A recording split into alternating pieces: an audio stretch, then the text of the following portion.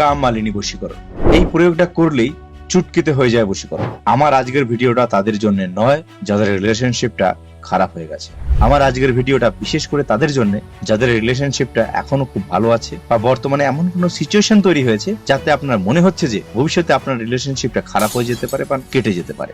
আজকের এই বিশেষ ভিডিওতে আমি আপনাদের এমন কিছু উপায় বলবো যেগুলো যদি করতে পারেন তাহলে কোনোদিনও আপনার রিলেশনশিপ খারাপ হবে না, আপনার প্রিয়জন আপনাকে ছেড়ে কোনো দিনও যাবে না। আর এই ভয় থেকে আপনি 100% সুনিশ্চিত হয়ে যাবেন। না, সকাল সকাল সূর্য ওঠার আগে ঘুম থেকে উঠুন, বাসি মুখে একটা চারা কলা গাছ তুলে ফেলুন যে কোনো বৃহস্পতিবার দিন।